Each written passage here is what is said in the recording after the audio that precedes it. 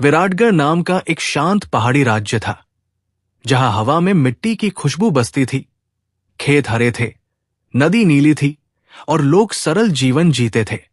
वही एक साधारण युवक रहता था, अर्जुन, जिसे गांव वाले चिरौंजी काका का बेटा कहकर पुकारते।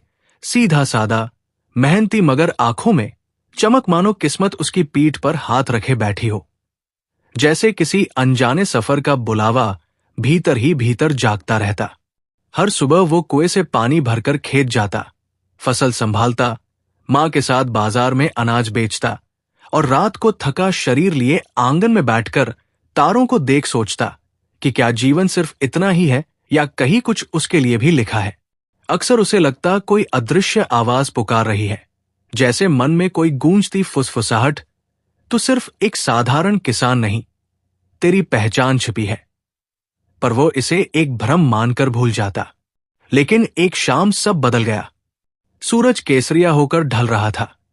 जंगल में लकड़ियां लेने गया अर्जुन अचानक डरावनी चीख सुनता है।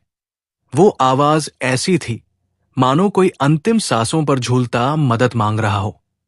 अर्जुन ने डर दबाकर आवाज की दिशा में दौड़ लगाई और देखा एक बूढ़ा सैनिक खून से लथपथ जमीन पर पड़ा है, पीठ पर पुरानी ढाल और कमर में सोने की मूठ वाली तलवार। अर्जुन घबरा गया। बाबा, क्या हुआ? सैनिक ने कांपते हाथों से अर्जुन की कलाई पकड़ ली। सांस टूटी टूटी बोलते हुए कहा, बेटा, तलवार, ये तलवार अब तेरी। तू आखिरी वारिस है विराट राजवंश का। अर्जुन सहम गया। उसे हंसी भी आई और डर भी। मैं तो किसान का बेटा हूं। सैनिक की आंखों में चमक थी, जैसे वो सच जानता हो। उसने तलवार अर्जुन की हथेलियों में रखी और एक गुप्त मंत्र बताया, वीरवंशो जयते। अर्जुन ने धीरे से मंत्र दोहराया और अचानक तलवार तेज रोशनी से चमक उठी। पूरा जंगल रोशन, मानो कोई छुपा इतिहास जाग उठा हो। सैनिक मुस्कुराते हुए प्राण त्याग देता है। अर्जुन घुटनों पर बैठ जाता है, आंखें नम, दिल में तूफान। क्या ये सच है? मैं, राजा का वंशज? वो भय और आश्चर्य के बीच घंटों बैठा रहता है। हवा भारी, पेड़ों की परछाइयां लंबी, मानो जंगल भी इस रहस्य का गवाह हो। अगले ही दिन वो बिना किसी को बताए किले की दिशा में निकल पड़ता है। जहां कभी राजाओं का दरबार था, आज खंडहर, टूटे झूमर, धूल, जाले और सूनी दीवारें। पर उसके कदम बढ़ते जाते हैं, जैसे कोई अदृश्य शक्ति बुला रही हो। जब वो विशाल दरवाजे के पास पहुंचा तो दरवाजा अपने आप कर की आवाज से खुल गया। अर्जुन की सांसें थम गई, लेकिन उसने साहस कर भीतर कदम रखा। अंदर ठंडक थी, हर कोने में इतिहास की राख। लेकिन सिंहासन के नजदीक पहुंचते ही तलवार नीली रोशनी से चमकने लगी, जैसे अपनी जगह पहचान रही हो। सिंहासन के पीछे शिलालेख था, राजवंश की सांस तभी जगेगी जब वारिस जागेगा। अर्जुन के रोंगटे खड़े, उसने हाथ बढ़ाया। तभी पहरेदारों ने उसे देखा और घबराकर पकड़ महल के दरबार में ले गए, जहां वर्तमान राजा वेद्यसेन बैठा था, सत्ता का शासक, मगर असली वंशज नहीं। उसने अर्जुन को ऊपर से नीचे देखा और हंसकर बोला, तू साधारण किसान दावा करता है कि तू राजवंश का वारिस है? पूरा दरबार हंसी से गूंज उठा। अर्जुन ने कुछ नहीं कहा, बस तलवार हाथ में थी और तभी तलवार ने तेज प्रकाश फेंका। पूर्व राजाओं की तस्वीरें कांपने लगी और एक पेंटिंग के पीछे छुपा प्रतीक जमीन पर गिर पड़ा, वही प्रतीक जो सैनिक ने बताया था। दरबार का शोर पल में खामोश, सबके चेहरे बदलते। बूढ़ा विद्वान आगे आया। उसने आंखें फैलाकर कहा, महाराज, ये प्रतीक सिर्फ असली राजवंश के रक्त से प्रकट होता है। राजा के चेहरे पर तनाव, पर जनता की आंखों में पहली बार उम्मीद की चिंगारी। अर्जुन से कई परीक्षाएं ली गई, तीरंदाजी, प्राणी संभाल, राजवंश के गुप्त मार्ग खोजने, रक्त पहचान, हर जगह वो सफल। धीरे धीरे महल में उसके नाम की चर्चा बढ़ी। सैनिक उसके प्रति विनम्र हुए, मंत्रियों में खलबली। लोग कहने लगे, शायद यही असली वारिस है। महीनों बाद एक भव्य सभा में हजारों नागरिक इकट्ठा हुए। ढोल, शंख, जयघोष, दीपक जल उठे और घोषणा हुई, अर्जुन को विराटगढ़ का उत्तराधिकारी घोषित किया जाता है। फूलों की वर्षा, जय जयकार, साधारण युवक अब राजा का दावेदार। अर्जुन सिंहासन के सामने खड़ा था, दिल भारी, आंखों में चमक और भीतर एक अजब डर कि ये ताज सिर्फ सम्मान नहीं, बोझ है, और हर बोझ के पीछे छिपा होता है अंधेरा। वो जानता नहीं था कि आज जो लोग उसे भगवान का रूप मान रहे हैं, कल वही उसकी गर्दन मांग सकते हैं। आज जो ताज सिर पर रखा गया है, कल वही ताज उसकी आत्मा चीर डालेगा। अर्जुन मुस्कुराता है, भीड़ खुशी में झूम रही है, पर उसके भीतर एक सवाल तैरता रहता, क्या मैं सच में राजा बनने के योग्य हूं, या ये सब आने वाले तूफानों की शांति है? हवा में उत्सव का शोर था, लेकिन नियति की तलवार धीरे धीरे जाग रही थी, और उसके साथ जाग रहा था एक ऐसा भविष्य जिसमें अर्जुन सिर्फ राजा नहीं बनेगा, बल्कि उस राज्य के लिए खुद एक खतरा भी बन सकता है। ताज मिलने के बाद पहला ही दिन कुछ अजीब सा था। महल के लंबे गलियारों में चलते हुए दीवारों पर टंगी तलवारें, ढालें और पुरानी पेंटिंग्स अर्जुन को ऐसे देखती प्रतीत होती जैसे सदियों से उसे पहचानती हों। हवा में धूप चंदन की खुशबू, सैनिकों का झुककर प्रणाम करना और दासियों द्वारा धीमी आवाज में महाराज कहना, सब कुछ नया और भव्य, फिर भी कहीं अंदर एक बोझ सा चढ़ता जा रहा था। रात को अपने कमरे में अकेला बैठा वो चुपचाप उसी विरासत वाली तलवार को देखता रहा। चांदनी उसकी मूठ पर पड़कर सफेद चमक जैसी दे रही थी, और अचानक ऐसा लगा जैसे कमरे में कोई अदृश्य व्यक्ति खड़ा हो। कोई आवाज फुसफुसाई, बहुत धीमी पर सीधी आत्मा में उतरती, तेरा जन्म शासन के लिए हुआ है, दया राजा की कमजोरी है। अर्जुन कांप गया। उसने चारों ओर देखा, कोई नहीं था, बस सन्नाटा और दिल की तेज धड़कने। उसने खुद को समझाया कि शायद थकान होगी, पर यह आवाज उसी रात से उसकी साथी बन गई। जब भी वो तलवार के पास होता, वो आवाज कानों में रेंगती, शासन डर से चलता है, जनता को प्रेम नहीं अनुशासन चाहिए। शुरुआत में वो डरता, पर धीरे धीरे पता नहीं कैसे शब्द उसे सही लगने लगे। कुछ महीनों बाद राजकाज शुरू हुआ। पहली समस्या आई, कुछ सरदार कर देने से मना कर रहे थे। मंत्रियों ने कहा समझा बुझाकर हल किया जा सकता है, पर वही तलवार वाली आवाज कहती, दया दिखाओगे तो सिर उठेंगे, एक को झुकाओगे तो 100 झुकेंगे। अर्जुन ने पहली कठोर आज्ञा जारी की, कर न देने वाले सरदारों की जमीन आधी जब्त कर लो। ये छोटा निर्णय था, पर राज्य में हलचल मचा गया। जनता में डर और सम्मान मिलाजुला बढ़ा। कोई कहता नया राजा न्यायप्रिय है, कोई कहता सख्त है, मगर अर्जुन को लगा उसने सही किया। रात को जब सोने लगा तो तलवार अपने अस्तर में होते हुए भी हल्की नीली चमक देती, और वही फुसफुसाहट, देखा सत्ता सुनती है, आदेश देकर कैसा लगा? अर्जुन के चेहरे पर अनजाने में हल्की मुस्कान आ गई, जैसे शक्ति का स्वाद पहली बार महसूस हो। समय बीता, कर, न्याय, सेना, सभी मामलों में अर्जुन निर्णायक बनने लगा। शुरुआत में बुद्धिमानी, फिर धीरे धीरे कठोरता, फिर अहंकार पनपने लगा। एक दिन दरबार में एक बूढ़ी महिला अपने बेटे की गलत सजा का निवेदन लेकर आई। उसकी आवाज कांप रही थी। उसने राजा के पैरों में गिरकर कहा, महाराज, मेरा बेटा चोर नहीं, उसे गलत फंसाया गया है। अर्जुन उसे देखता रहा। पहले मन किया जांच करवाओ, पर तलवार की फुसफुसाहट तेज, सवाल उठने दो मत, नरमी कमजोरी है। अर्जुन ने आदेश दिया, सजा बरकरार रहेगी। बूढ़ी मां की रोती चीखें गलियारों में गूंजती रही। वो तैयाबादी आंसुओं में डूबकर बाहर गई, और उसी क्षण अर्जुन के दिल में पहली बार एक छोटा कांटा चुभा। पर अगले ही पल तलवार की आवाज ने उसे सुन कर दिया। राजा रोते चेहरों से नहीं, अपनी शक्ति से पहचाना जाता है। महल में धीरे धीरे अर्जुन का डर बैठने लगा। मंत्री आपस में फुसफुसाते, सेनापति चुपचाप आदेश मानते, जनता प्रशंसा कम और भय ज्यादा करने लगी। रातें और भी विचित्र हो गई। अर्जुन को सपनों में युद्ध दिखाई देता, जलते गांव, खून से भीगे मैदान, और खुद वह एक विशाल सेना के आगे खून से सनी तलवार पकड़े खड़ा, माथे पर तिलक, आंखों में पागलपन।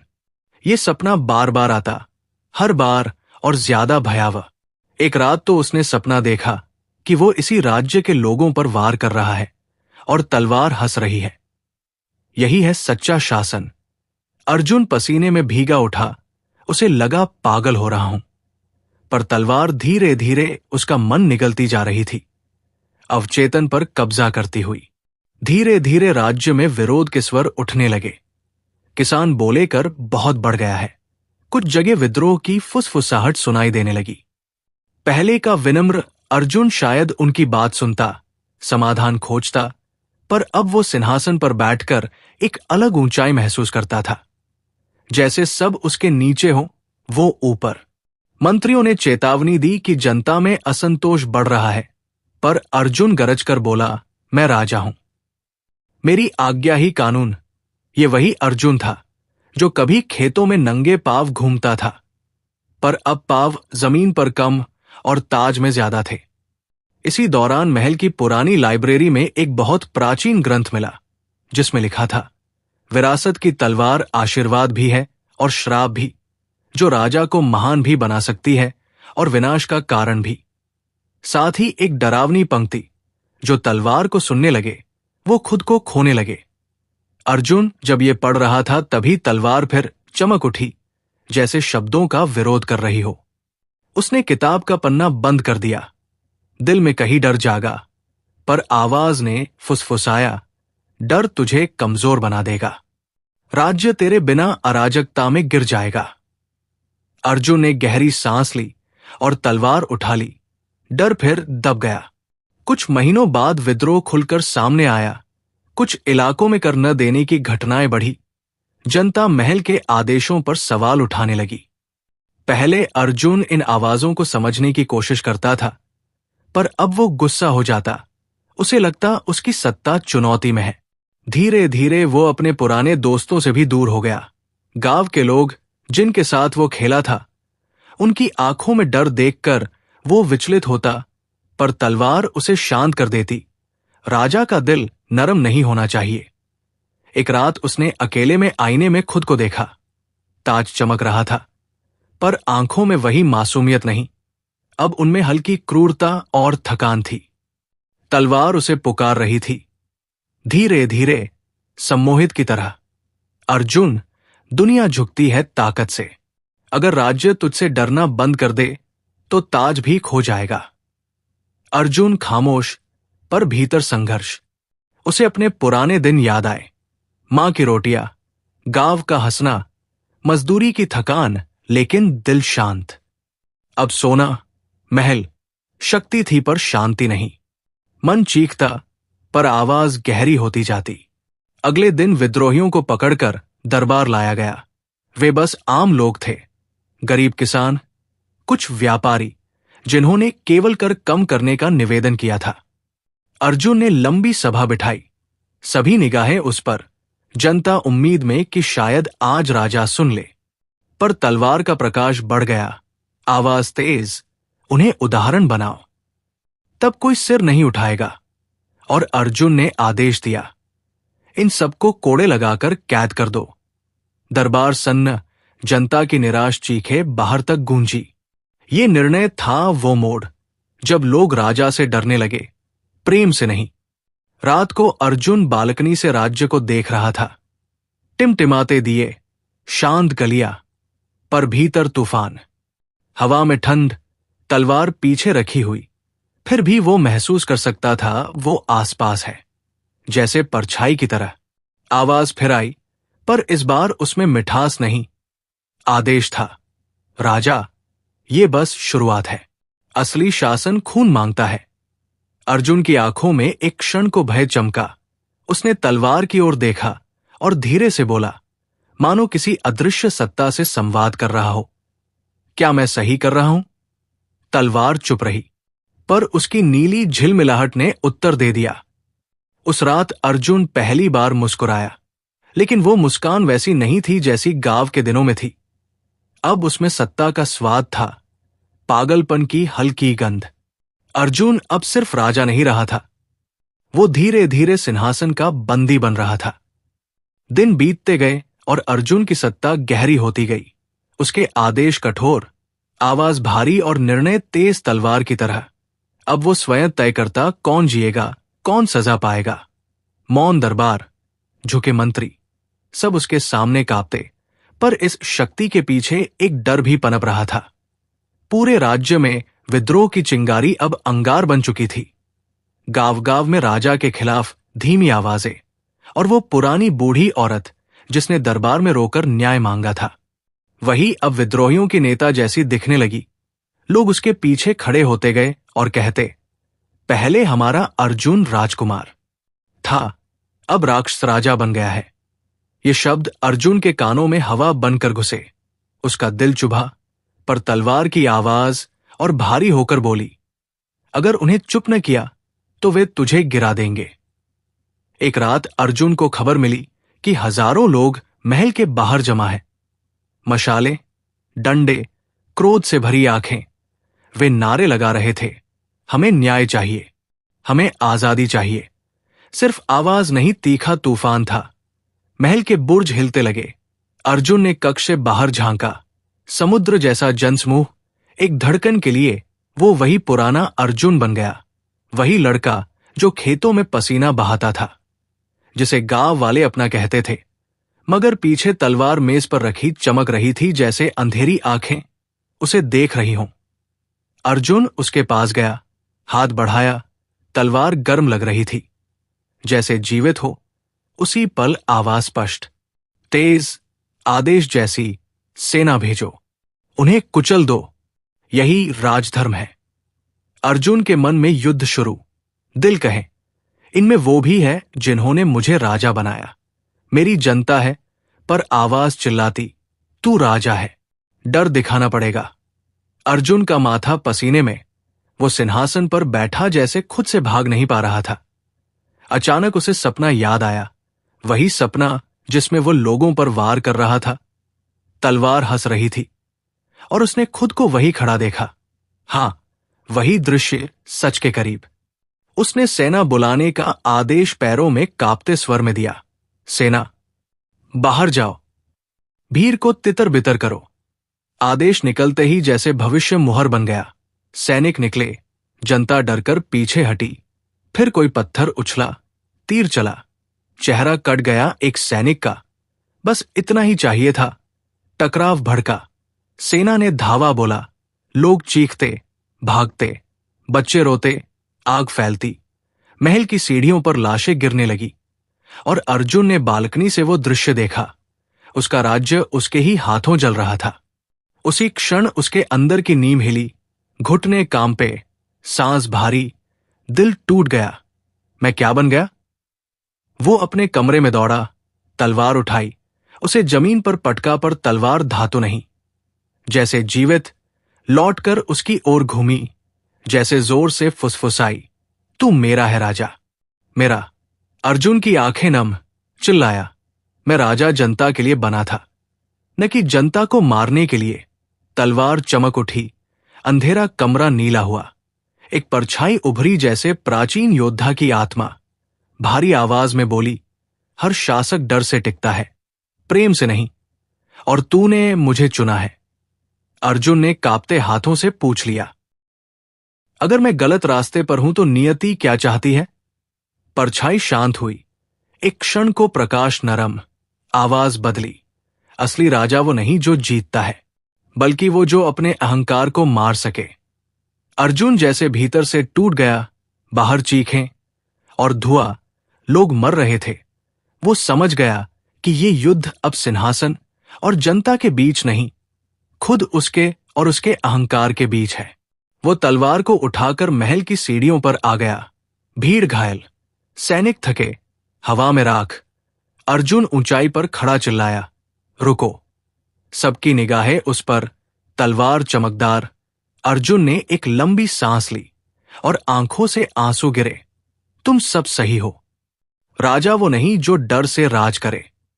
मैंने तुम्हें दुख दिए, तुम मेरी शक्ति नहीं, मेरी जिम्मेदारी हो। लोग स्तब्ध, सैनिक रुके, शोर थमा। अगली ही सांस में अर्जुन ने वो काम किया जिसकी किसी ने कल्पना नहीं की थी। उसने तलवार अपने दिल में उतार दी। एक चीख, बिजली सी चमक, तलवार की रोशनी बुझने लगी।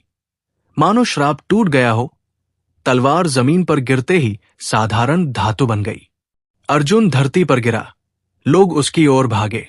बूढ़ी मां जिसने न्याय मांगा था, उसकी आंखों में आंसू। उसने अर्जुन का सिर गोद में लिया, जैसे मां अपने भटके पुत्र को माफ कर रही हो। अर्जुन ने आखिरी सांस में धीमे से कहा, राजा बनने से पहले इंसान रहना चाहिए। मैंने देर से सीखा। उसकी आंखें बंद हुई और चेहरे पर एक शांत मुस्कान, जैसे अंत वो वही पुराना अर्जुन बन गया, आजाद। भीड़ मौन, हवा स्थिर, सूरज बादलों के पीछे उगा और राज्य में पहली बार डर नहीं, सन्न, फिर शांति फैल गई। इतिहास ने उसे 2 नाम दिए।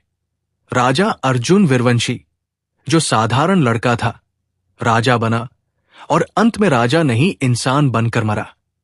ताजमहल के सिंहासन पर खाली रहा उस दिन, पर जनता कहती है कि उस रात से राज्य में नई सुबह शुरू हुई, जिसमें राजा भले न था, पर आजादी, न्याय और अर्जुन की सीख थी कि ताज सिर पर रखने से पहले दिल पर मानवता रखनी चाहिए, वरना हर राजा अंततः अपनी ही तलवार से गिरता है।